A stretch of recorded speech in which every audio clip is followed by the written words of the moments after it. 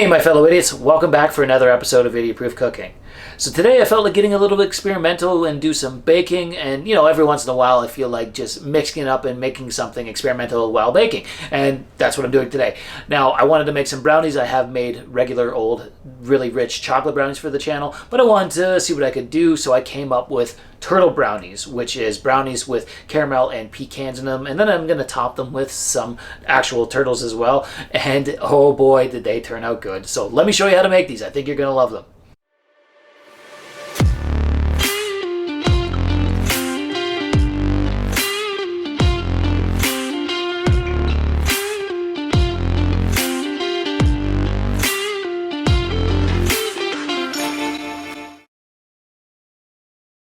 Okay, so to make these brownies, we first need to get ourselves some chocolate. What I have here is 2 bars of semi-sweet baker's chocolate, so that would be 8 ounces of it. Just going to take it out of the packaging, and then I'm going to cut it up with my knife into small little bits.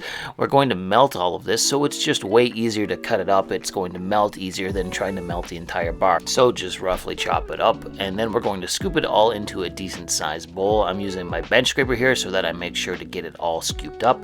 And what we're going to do then is add in a half cup of unsalted butter in with the chocolate, and we're going to melt this all in the microwave in 20-second intervals, stirring in between each 20 seconds until it's thoroughly melted and incorporated. Once that's done, go get yourself out a large mixing bowl, and into it add 1 cup of white granulated sugar and then a half cup of brown sugar. Then you'll want to grab yourself 3 large eggs, let them sit out at room temperature for 30-40 minutes just so that they hit room temperature, and then we're going to crack them in with the sugar. And I've said it before, but I'll say it again, make sure you don't get any shells in. Next add in a tablespoon of vanilla paste or vanilla extract, and then a pinch of kosher salt, I would say a half teaspoon's worth.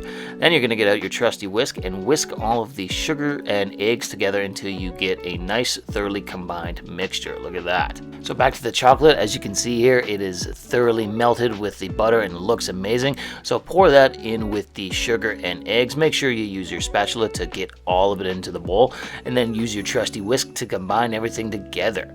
Next, you're going to want to get yourself a metal strainer, and we're going to add in a half cup of all-purpose flour. You want to strain it so that there's no like big clumps of flour.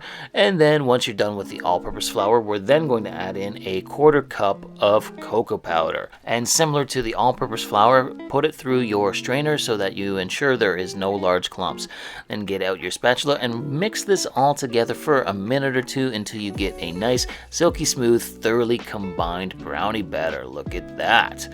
Now we got to set this aside for a moment because we are making turtle brownies after all, so we have a few things we got to add in, starting off with some caramels. I have those individually wrapped caramels here that you get over Halloween, and they have a tendency of pulling out your fillings if you have any. So I've got about 20 of them here, and what I'm going to do is cut them into quarters so that we have little pieces of caramel throughout the entire brownies. I think if they were just the big pieces, it would be too big, so that's why I've cut them into quarters.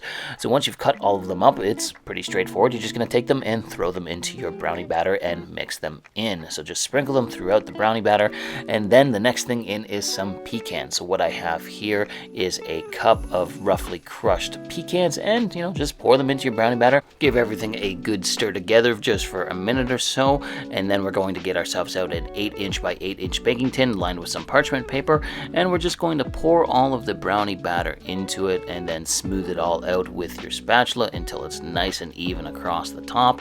From there, what we want to do is preheat our oven to 350 degrees Fahrenheit, and we're going to bake this for anywhere from 35 to 45 minutes. But what we're going to do is pull the brownies out halfway through when they're still half baked, and we're going to add some actual turtles on top of them. So we're going to decorate them with some turtles.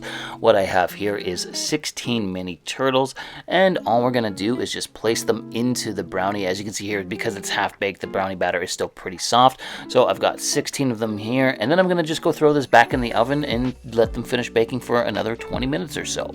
After a total of 45 minutes in the oven, there you go, the brownies are cooked and the little turtles have melted into the brownies a little bit. So I'm just going to let these cool down for just about 10 minutes. They're not going to fully set, they're still going to be a little bit gooey, and they're going to be super warm inside. If you want them to be completely cool, let them cool down for like an hour or so. go, but I wanted to eat them while they were still nice and warm and gooey on the inside. So let's cut off a piece here, and as you can see here, look at that, they're nice and gooey and caramelly and melty. Oh man, and they are fantastic. This was a fun little experiment. These brownies were nice and chocolatey and gooey and caramelly and just so delicious, and the little turtle on top, it was awesome. These were really rich and decadent and super easy to make and fantastic. I think you'd like them if you made them at home. So with that in mind, let's call it an episode. If you liked what you saw here today, why don't you drop me a comment, like the video, or even subscribe to the channel. Thanks again for watching Idiot Proof Cooking, and we'll see you again soon.